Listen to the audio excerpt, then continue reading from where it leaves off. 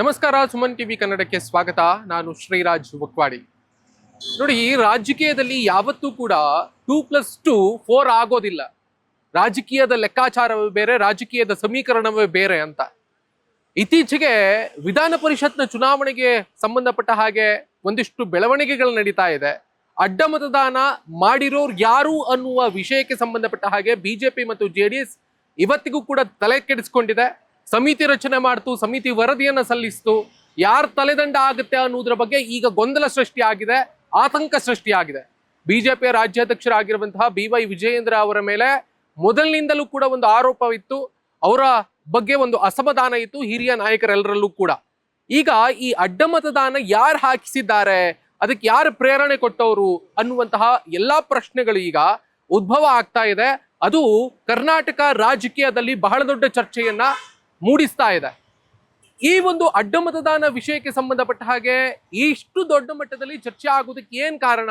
ನೋಡಿ, ವಿಜಯೇಂದ್ರ ಅವರ ವಿರುದ್ಧವಾಗಿ ಬಂಡಾಯ ಬಣ, ಈ ಯತ್ನಾಳ್ ಅವರ ಬಣದಲ್ಲಿ ಇರೋರೆಲ್ಲರೂ ಕೂಡ ಅವರು ಅಧ್ಯಕ್ಷರಾಗಿರುವುದನ್ನ ಸಹಿಸಿಕೊಳ್ಳುವುದಕ್ಕೆ ಆಗದೆ ಅವರ ಬದಲಿಗೆ ಬೇರೆ ಒಬ್ಬ ಅಧ್ಯಕ್ಷರನ್ನ ಮಾಡಬೇಕು ಅನ್ನುವುದನ್ನ ಹೈಕಮಾಂಡ್ಗೆ ನಿರಂತರವಾಗಿ ಒತ್ತಡವನ್ನ ಹೇರ್ತಾ ಬಂತು. ಆದ್ರೆ ತಟಸ್ಥವಾಗಿ ಇದ್ದಂತಹ ಬಣ, ಅಂದ್ರೆ ನಾವು ಆ ಕಡೆಗೂ ಇಲ್ಲ ಈ ಕಡೆಗೂ ಇಲ್ಲ ಅನ್ನುವಂತ ಯಾರಿದ್ರೋ ಅವ್ರು ಯಾರೂ ಕೂಡ ಮಾತೇ ಆಡಿಲ್ಲ. ಬಟ್ ಒಳಗಿಂದೊಳಗೆ ಒಂದು ಬೇಗುದಿ ಇತ್ತು, ಒಂದು ಅಸಮಾಧಾನ ಇತ್ತು, ಒಂದು ಬೇಸರ ಇತ್ತು ವಿಜಯೇಂದ್ರ ಅವರ ಮೇಲೆ ಅಂತ.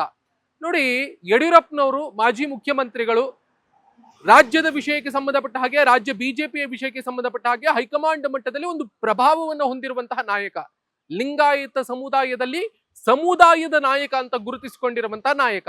ಸೊ ಹಾಗಾಗಿ ಯಡಿಯೂರಪ್ಪನವರು ಚುನಾವಣಾ ರಾಜಕೀಯದಿಂದ ಬದಿಗೆ ಸರಿದ ಬಳಿಕ ಹೈಕಮಾಂಡ್ ಅವರನ್ನ ಬಿಟ್ಟುಕೊಡುವಂತಹ ಪ್ರಯತ್ನವನ್ನ ಮಾಡಿದ್ರೂ ಕೂಡ ಅದು ಆಗ್ಲಿಲ್ಲ. ಯಾಕೆ ಹೇಳಿದ್ರೆ ಚುನಾವಣೆಯ ಉದ್ದೇಶಕ್ಕೋಸ್ಕರವಾಗಿ ಬಿಜೆಪಿಯ ಹೆಚ್ಚು ಪಾಲು ಮತಗಳು ಬರೋದು ಲಿಂಗಾಯತ ಸಮುದಾಯದಿಂದ ಕರ್ನಾಟಕದಲ್ಲಿ ಬಿಜೆಪಿಗೆ.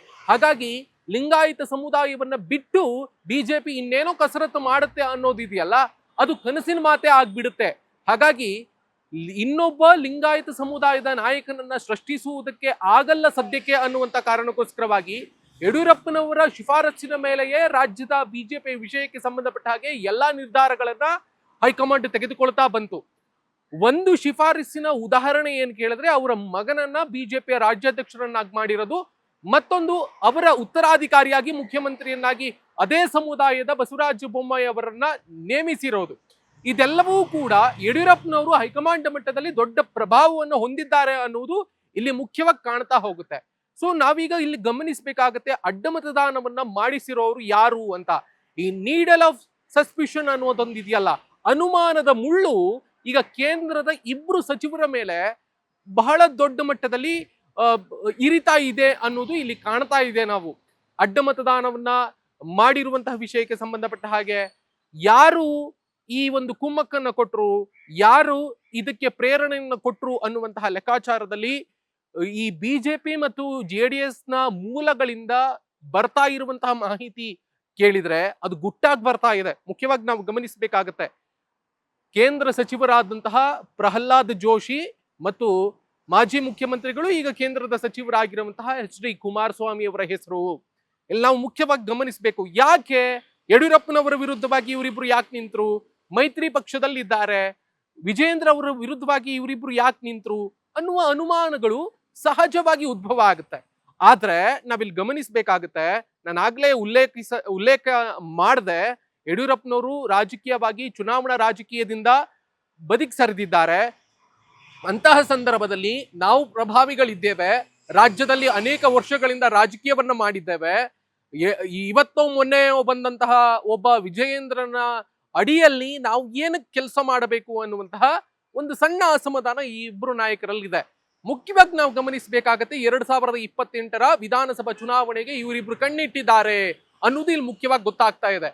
ನೋಡಿ, ಇವರಿಬ್ರು ಬದ್ಧ ವೈರಿಗಳಾಗಿದ್ರು, HD ಕುಮಾರಸ್ವಾಮಿ ಅವರು ಮತ್ತು ಪ್ರಹ್ಲಾದ್ ಜೋಶಿ ಅವರು.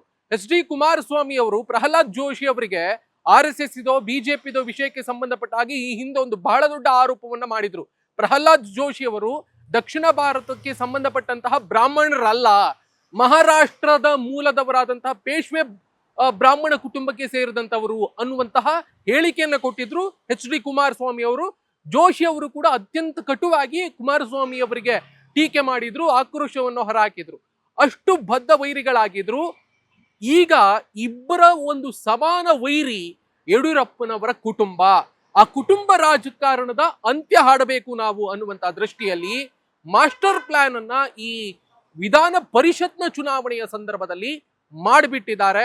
ಅದು ಒಂದು ಹಂತಕ್ಕೆ ಸಕ್ಸಸ್ ಆಗಿದೆ. ಹೈಕಮಾಂಡ್ ಮಟ್ಟಕ್ಕೆ ಇಬ್ಬರು ನಾಯಕರು ಕೂಡ ಹೋಗಿ ಹೇಳಿದ್ದಾರೆ, ವಿಜಯೇಂದ್ರ ಅವರನ್ನ ಮುಂದಿಟ್ಟುಕೊಂಡು 2028ರ ಚುನಾವಣೆಯನ್ನು ಎದುರಿಸಿದ್ರೆ ನಮ್ಗೆ ಸೋಲು ಖಚಿತ ಅನ್ನುವ ಲೆಕ್ಕಾಚಾರದಲ್ಲಿ ಮಾತನಾಡಿದ್ದಾರೆ. ಈ ಎಲ್ಲಾ ವಿಷಯಗಳು ಕೂಡ ಈಗ ಒಂದೊಂದಾಗಿಯೇ ನಿಧಾನಕ್ಕೆ ಹೊರಗೆ ಬರ್ತಾ ಇದೆ. ಈ ಇಬ್ಬರು ಕೇಂದ್ರ ಸಚಿವರು ತಮ್ಮ ಪಕ್ಷದ ವಿರುದ್ಧವಾಗಿ ನಡೆದುಕೊಂಡಿದ್ದಾರೆ. ಈಗ ಈ ಇಬ್ಬರಲ್ಲೂ ಕೂಡ ಒಂದು ಹಂತದ ಸಣ್ಣ ಆತಂಕ ಶುರುವಾಗಿದೆ. ಮಾತ್ರ ಅಲ್ಲದೆ ವಿಜಯೇಂದ್ರ ಮತ್ತೆ ವಿಧಾನಸಭೆಯ ವಿರೋಧ ಪಕ್ಷ ನಾಯಕರಾಗಿರುವಂತಹ ಆರ್ ಅಶೋಕ್ ಅವರಿಗೂ ಕೂಡ ಒಂದು ಸಣ್ಣ ತಲೆನೋವು ಆರಂಭ ಆಗಿದೆ, ಸಣ್ಣ ಆತಂಕ ಶುರುವಾಗಿದೆ. ಈ ಎಲ್ಲ ಹೊಣೆಗಾರಿಕೆಯನ್ನ ನಮ್ಮ ಮೇಲೆ ಹಾಕಿ, ಈ ಎಲ್ಲ ತಪ್ಪನ್ನ ನಮ್ಮ ಮೇಲೆ ಹಾಕಿ, ನಮ್ಮ ಹುದ್ದೆಗೆ ನಮ್ಮ ಸ್ಥಾನಮಾನಕ್ಕೆ ಧಕ್ಕೆ ತಂದ್ಬಿಡುತ್ತಾ ಈ ಎಲ್ಲ ಬೆಳವಣಿಗೆಗಳು ಅನ್ನುವಂತ ಲೆಕ್ಕಾಚಾರದಲ್ಲಿ ಯೋಚನೆಯನ್ನ ಮಾಡ್ತಾ ಇದ್ದಾರೆ. ಸೊ ಒಟ್ಟಿನಲ್ಲಿ ಈಗ ಹೈಕಮಾಂಡ್ ಕರೆದು ಮಾತನಾಡಿಸಿದ್ದಾರೆ, ಜೊತೆಗೆ ವರದಿಯನ್ನ ತೆಗೆದುಕೊಂಡಿದ್ದಾರೆ, ಇಂಟೆಲಿಜೆನ್ಸ್ ರಿಪೋರ್ಟ್ ಅನ್ನ ಪಡೆದುಕೊಂಡಿದ್ದಾರೆ. ಆಮೇಲೆ 2028ರ ಚುನಾವಣೆಯ ವಿಷಯಕ್ಕೆ ಸಂಬಂಧಪಟ್ಟ ಹಾಗೆ HD ಕುಮಾರಸ್ವಾಮಿ ಅವರ ನೇತೃತ್ವದಲ್ಲಿ ಮೈತ್ರಿ ಪಕ್ಷದಲ್ಲಿ ನಾವು ಅಭ್ಯರ್ಥಿಗಳನ್ನ ಕಣಕ್ಕಿಳಿಸೋಣ ಅಥವಾ ಪ್ರತ್ಯೇಕವಾಗಿ ಕಣಕ್ಕಿಳಿಸೋಣ, ಎಲ್ಲದರ ಬಗ್ಗೆ ಚಿಂತನೆಯನ್ನ ಮಾಡ್ತಾನೆ ಇದೆ. ವಿಜಯೇಂದ್ರ ಅವರನ್ನ ವಿರುದ್ಧವಾಗಿ ವಿಜಯೇಂದ್ರ ಅವರನ್ನ ರಾಜ್ಯದಲ್ಲಿ ಏನು ಪ್ರಭಾವ ಇತ್ತೋ ಆ ಪ್ರಭಾವವನ್ನ ಕುಗ್ಗಿಸಬೇಕು ಅನ್ನುವಂತಹ ದೃಷ್ಟಿಯಲ್ಲಿ ಇವರಿಬ್ರು ಸೇರ್ಕೊಂಡು ಮಾಡಿರುವಂತಹ ಒಂದು ಸಣ್ಣ ಪ್ರಯತ್ನ ಇದೆಯಲ್ಲ, ಇದು ಬಿಜೆಪಿಯನ್ನ ಮುಜುಗರಕ್ಕೀಡು ಮಾಡಿದೆ ಅನ್ನೋದು ಇಲ್ಲಿ ಸ್ಪಷ್ಟವಾಗಿ ಗೋಚರ ಆಗ್ತಾ ಇದೆ. ನೋಡಿ, DK ಶಿವಕುಮಾರ್ ಅವರು ಮುಖ್ಯಮಂತ್ರಿಯಾಗಿ ಎದುರಿಸಿದಂತಹ ಮೊದಲ ಚುನಾವಣೆ ಇದು. ಅದರಲ್ಲಿಯೇ ಸಕ್ಸಸ್ ಅನ್ನ ಕಂಡಿದ್ದಾರೆ. ನೋಡಿ, ಅಮಿತ್ ಶಾ ಅವರಿಗೆ ಗೊತ್ತಿದೆ, ಬಿಜೆಪಿ ಹೈಕಮಾಂಡ್ಗೆ ಗೊತ್ತಿದೆ, ಕುಮಾರಸ್ವಾಮಿ ಅವರ ನೇತೃತ್ವ ಬಹುಶಃ ಅದು ದೊಡ್ಡ ಸಕ್ಸಸ್ ಅನ್ನ ತಂದ್ಕೊಡಲ್ಲ ಅನ್ನೋದು ಕೂಡ ಗೊತ್ತಿದೆ. ಆಮೇಲೆ DK ಶಿವಕುಮಾರ್ ಅವರು ಮುಖ್ಯಮಂತ್ರಿ ಆದ ಬಳಿಕ ಆ ಹಳೆ ಮೈಸೂರು ಭಾಗದಲ್ಲಿ ಕುಮಾರಸ್ವಾಮಿ ಅವರಿಗಿಂತ ಹೆಚ್ಚಾಗಿ DK ಶಿವಕುಮಾರ್ ತಮ್ಮ ರಾಜಕೀಯ ಒಂದು ಅನುಭವ, ರಾಜಕೀಯ ಚಾಣಾಕ್ಷತೆ, ರಾಜಕೀಯ ಎಲ್ಲ ತಂತ್ರಗಾರಿಕೆಯನ್ನ ಇಂಪ್ಲಿಮೆಂಟ್ ಮಾಡಿ ಅವರು ಇನ್ನೂ ಹೆಚ್ಚಾಗಿ ಪ್ರಭಾವಿಸಬಲ್ಲರು ಅನ್ನುವಂತಹ ಲೆಕ್ಕಾಚಾರದಲ್ಲಿ ಹೈಕಮಾಂಡ್ ಇದೆ ಮತ್ತು ಹೈಕಮಾಂಡ್ಗೆ ಗೊತ್ತಿದೆ ಕೂಡ. ಸೊ ಹಾಗಾಗಿ ಹೈಕಮಾಂಡ್ ಈ ಒಂದು ಅಡ್ಡ ಮತದಾನದ ವಿಷಯಕ್ಕೆ ಸಂಬಂಧಪಟ್ಟ ಹಾಗೆ ಮುಂದಿನ ದಿನಗಳಲ್ಲಿ ಯಾವ ರೀತಿಯಾಗಿ ಯಾರ ಮೇಲೆ ಕ್ರಮ ತೆಗೆದುಕೊಳ್ಳುತ್ತೆ ಅನ್ನೋದು ಕೂಡ ಇಲ್ಲಿ ಮುಖ್ಯವಾಗಿ ಗಮನಿಸ್ತಾ ಹೋಗ್ಬೇಕಾಗತ್ತೆ. ಮತ್ತೆ ಅದೊಂದು ಕುತೂಹಲ ಆಗಿ ನಮ್ಮ ಮುಂದೆ ಉಳಿತಾ ಅದರ ಸುತ್ತ ಬೆಳವಣಿಗೆಗಳು ನಡೀತಾನೆ ಹೋಗುತ್ತೆ. ಸೊ 2028ರ ಚುನಾವಣೆಗೆ ಸಂದರ್ಭದಲ್ಲಿ ನಮ್ಮ ನೇತೃತ್ವದಲ್ಲಿ ನಡಿಬೇಕು ಅನ್ನುವಂತಹ ಉದ್ದೇಶದಿಂದ ಮಾಡಿರುವಂತಹ ಈ ಒಂದು ಪ್ಲಾನ್ ಪ್ರಹ್ಲಾದ್ ಜೋಶಿ ಅವರದ್ದು ಮತ್ತು HD ಕುಮಾರಸ್ವಾಮಿ ಅವರದ್ದು ಸಕ್ಸಸ್ ಆಗುತ್ತಾ ಅನ್ನುವಂತಹ ಪ್ರಶ್ನೆಯ ಜೊತೆಗೆ ಗೊತ್ತಿತ್ತು ಇವರಿಗೆ. ನೋಡಿ, ವಿಧಾನ ಪರಿಷತ್ನ ಚುನಾವಣೆಗೆ JDS ನ ಅಭ್ಯರ್ಥಿಯನ್ನ ಕಣಕ್ಕಿಳಿಸಿ ಗೆಲ್ಲುವಂತಹ ಯಾವ ಸಾಧ್ಯತೆಗಳು ಇರಲಿಲ್ಲ. ಯಾಕಂದ್ರೆ ಅವರಲ್ಲಿ ಸಂಖ್ಯಾಬಲವೂ ಕೂಡ ಇದ್ದಿರಲಿಲ್ಲ. HD ಕುಮಾರಸ್ವಾಮಿ ಅವರು ನಿಖಿಲ್ ಕುಮಾರಸ್ವಾಮಿ ಅವ್ರ ಹತ್ರ ಮಾತಾಡಿದ್ರಂತೆ. ಆಗ ನಿಖಿಲ್ ಕುಮಾರಸ್ವಾಮಿ ಅವರು, ಬೇಡಪ್ಪ, ಇದು ನಾವು ಸೋಲೋ ಅನುಭವ ಆಗುತ್ತೆ, ಬಿಜೆಪಿ ಅವರಿಂದ ಮತ ಬರುತ್ತಾ ಅನ್ನುವಂತಹ ಲೆಕ್ಕಾಚಾರ ಅಥವಾ ನಂಬಿಕೆ ನಮ್ಗಿಲ್ಲ, ಆ ಕಾರಣಕ್ಕೋಸ್ಕರವಾಗಿ ಅಭ್ಯರ್ಥಿಗಳನ್ನ ಕಣಕ್ಕಿಳಿಸೋದು ಬೇಡ ಅನ್ನುವಂತ ಲೆಕ್ಕಾಚಾರದಲ್ಲಿ ಮಾತನಾಡಿದಂತೆ. ಆದ್ರೆ ಕುಮಾರಸ್ವಾಮಿ ಅವರು ಇಲ್ಲ, ಧೈರ್ಯ ಮಾಡಿ, ನಮ್ ಬಿಜೆಪಿ ಅವರು ಕೂಡ ಮತ ಹಾಕ್ತಾರೆ ಅನ್ನುವಂತ ದೃಷ್ಟಿಯಲ್ಲಿ ಅಭ್ಯರ್ಥಿಗಳನ್ನ ಕಣಕ್ಕಿಳಿಸಿದ್ರು. ಬಟ್ ಅದು ಫೇಲ್ಯೂರ್ ಆಯ್ತು ಅಂತ. DKಶಿ ಅವರ ತಂತ್ರಗಾರಿಕೆ ಅಲ್ಲಿ ಸಕ್ಸಸ್ ಆಯ್ತು ಅನ್ನೋದನ್ನು ಕೂಡ ನಾವಿಲ್ಲಿ ಗಮನಿಸಬೇಕಾಗುತ್ತೆ. ಸೊ ಹೀಗೆ ಈ ಎಲ್ಲ ಬೆಳವಣಿಗೆಗಳನ್ನ ಸುತ್ತ ಗಮನಿಸ್ತಾ ಹೋದ್ರೆ ನಮ್ಗೆ ಸಾಕಷ್ಟು ಅನುಮಾನಗಳು ಹುಟ್ಟುತ್ತಾ ಹೋಗುತ್ತೆ. ರಾಜಕೀಯದಲ್ಲಿ ಬಿಜೆಪಿ ಕರ್ನಾಟಕದಲ್ಲಿ ಒಂದು ಸಮರ್ಥ ನಾಯಕತ್ವವನ್ನ ಕಾಣ್ತಾ ಇಲ್ಲ ಅನ್ನುವುದು ಕೂಡ ಸ್ಪಷ್ಟವಾಗಿ ಸೂಚ್ಯವಾಗಿ ಗೊತ್ತಾಗ್ತಾ ಹೋಗುತ್ತೆ. ಸೊ ಇದೆಲ್ಲದಕ್ಕೂ ಕೂಡ ಪರಿಹಾರವನ್ನ ಬಿಜೆಪಿಯ ಹೈಕಮಾಂಡ್ ಹೇಗೆ ಕಂಡುಕೊಳ್ಳುತ್ತೆ ಅನ್ನುವುದರ ಬಗ್ಗೆ ಅತ್ಯಂತ ಕುತೂಹಲ ಈಗ ಸೃಷ್ಟಿಯಾಗಿದೆ. ಗೊತ್ತಿಲ್ಲ, ನೋಡೋಣ.